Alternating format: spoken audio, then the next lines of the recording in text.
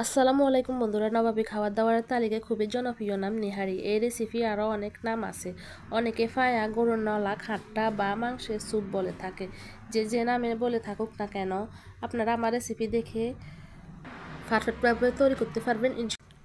চলুন রেসিপিতে চলে যায়। এখানে আমি নালা নিয়েছি, আর এখানে বড় সাইজের 2-3 পিস মাংস দিয়ে দিব।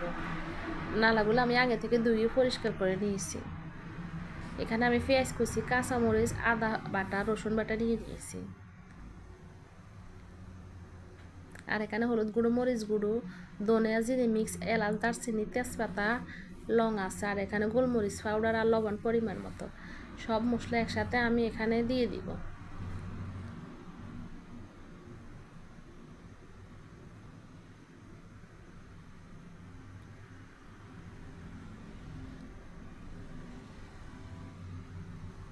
আর এখানে কম পরিমাণে আমি সরষের তেল দিয়ে দিব। লাস্টে আবার বাগার দিব। আপনারা চাইলে এখানে সয়াবিন তেলও দিতে পারেন। দিয়ে আমি মশলাগুলো ভালো করে মিক্স করে নেব।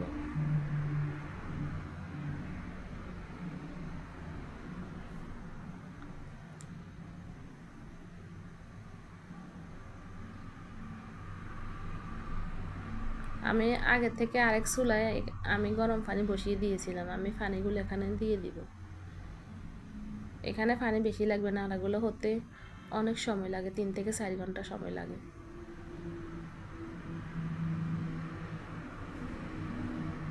এখন আমি চুলায় বসিয়ে দিব। আমি লাফে চুলা রান্না করতেছি। ঢাকনা দিয়ে দিব। দেখেন এগুলার বলক চলে এসেছে।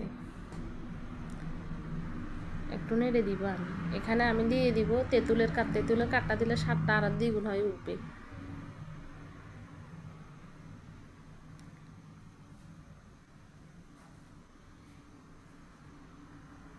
দিয়ে একটু মিক্স করে নেব।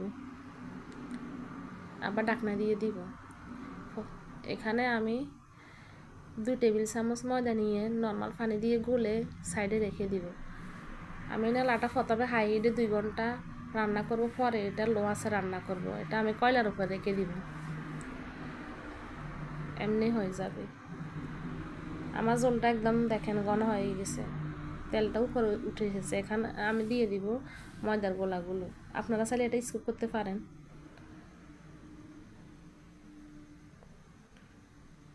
গোলাটা দিয়ে ভালো করে নাড়তে হবে, নাড়া বন্ধ করা যাবে না, নাহলে দলা ফাঁকিয়ে যাবে। দেখেন ঝোলটা একদম ঘন হয়ে এসেছে। এখানে আমি দিয়ে দিব গরম মশলা। এখানে এলাচ, দারচিনি, জিরা, জায়ফল, জয়িত্রী মিক্স করে আমি পাউডার করে নিয়েছি। এটা দিয়ে দিব। দিয়ে আমি 7-8 মিনিটের জন্য আবার ডেকে দিব। এখানে আমি তেলে শুকনা মরিচ, পেঁয়াজ কুচি, রসুন কুচি আর এখানে আদা কুচি দিয়ে দিলাম। বাগার রেডি করতেছি আমি এখানে। আর এখানে একটু ঘি দিয়ে দিলাম ফ্লেভারের জন্য। এগুলো ব্রাউন কালার হওয়া পর্যন্ত অপেক্ষা করব।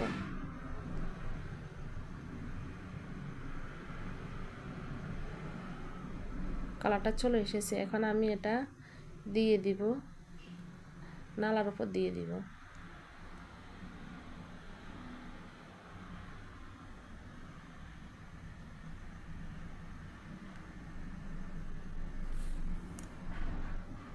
দিয়ে আমি এটা ভালো করে মিক্স করে নেব।